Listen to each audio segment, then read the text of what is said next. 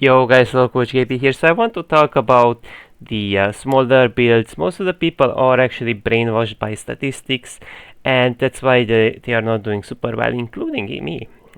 Because look, I actually have a negative win rate on this Diamond 1 account. On my other account, I also have a 35% win rate on Smolder. Even though I don't have a lots of games and I could get better at the champion, whatever. It's super incorrect how people are actually building. So I went for the at the beginning. At the beginning, I went for the generic. You go for your essence, you go for the spear, you go for the rapid fire. That's like the generic item. So in the most popular elo, silver, people generally tend to go essence into spear into rapid, or trinity into spear into rapid, or essence, whatever. We go upper maybe into emerald. It's almost the same thing with people into even more.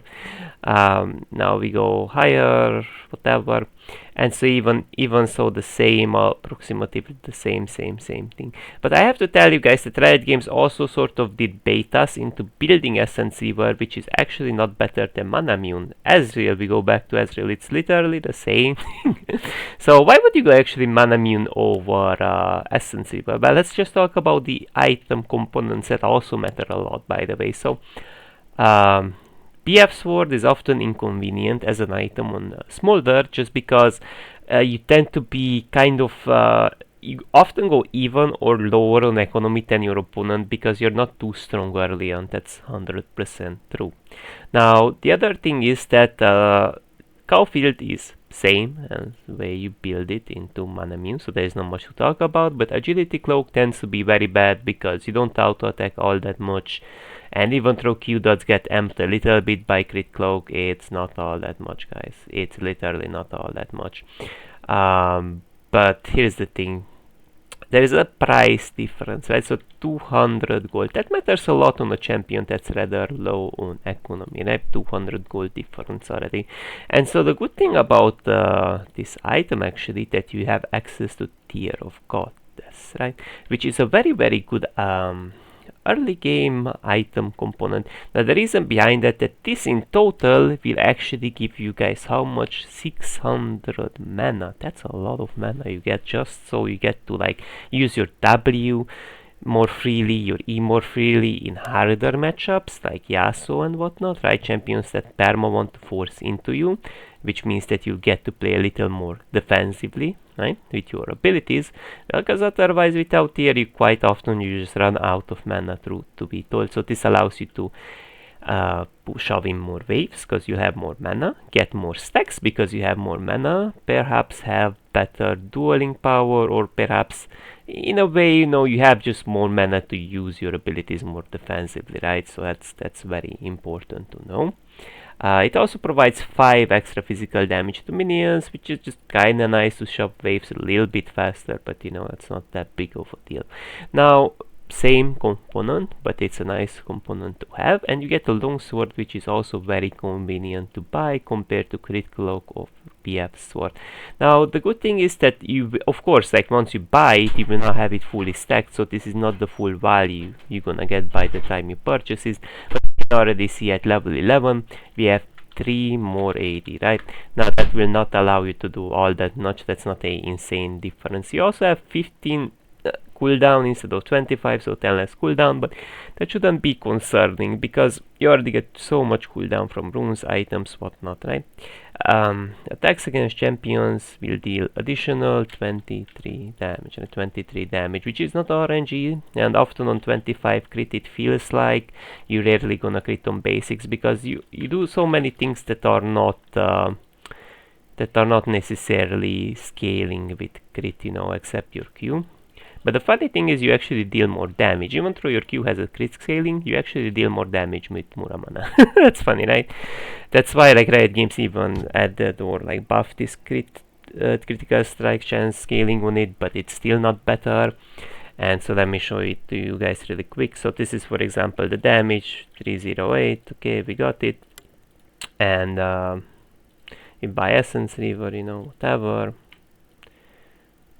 It's now way better. See, we buy it, it's actually now way better. See that? just simply not way better. And the important thing to know why it's not way better is that your other abilities also do get affected by the passive effect of Muramana. So because it deals very similar damage on your Q, it's not even worth, because you're doubly gonna proc it, right? And this also will provide you progressively more and more AD just because you get mana per level, just saying. So that's actually really good. Your E, your R, like everything really applies it, you know. So that's just an eye check to note that your WER will always deal more damage out of it. Now the other useless item I want to talk about is Spear of Shojin. Spear, you don't build it. Even if you got Essence Reaver, you don't build it. You just don't build it. So it doesn't matter if it amplifies your whatever 225 stacks max true damage, it's still useless.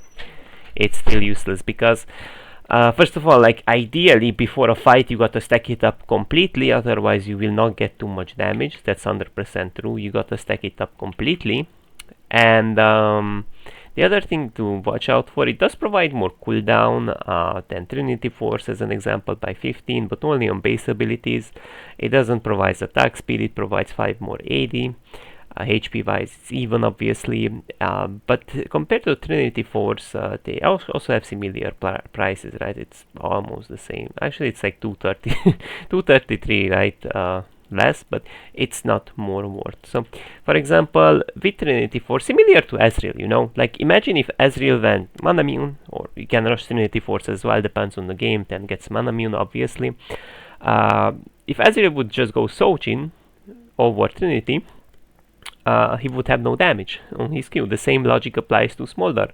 You do actually proc very nicely this Trinity Force, right? You proc it very nicely, so you get a lots of DPS value. And because your Q's cooldown is very matching to Trinity Force's procs, it just simply allows you to get as much DPS as possible. Obviously, the more you go into the game, the more cooldown you're gonna accumulate from different items, perhaps. But again, you're just not gonna get more value. Like it's not even worth. It's just simply not worth as an item. Spear of Shojin.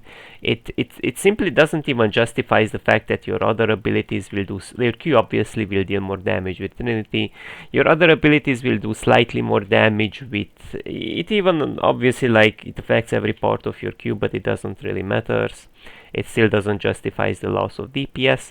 Rapid fire cannon can be totally fine in any builds. You can go for it. I think it's totally fine if you do this. That's one of your options, especially if you need that extra range for oppression reasons, or for you know, just simply said to have that safety. Now that's one of your options. Now the other good option is, that's also very insane, is not shield bow. Shield bow is a crit item that provides you defensive stuff. It's not worth.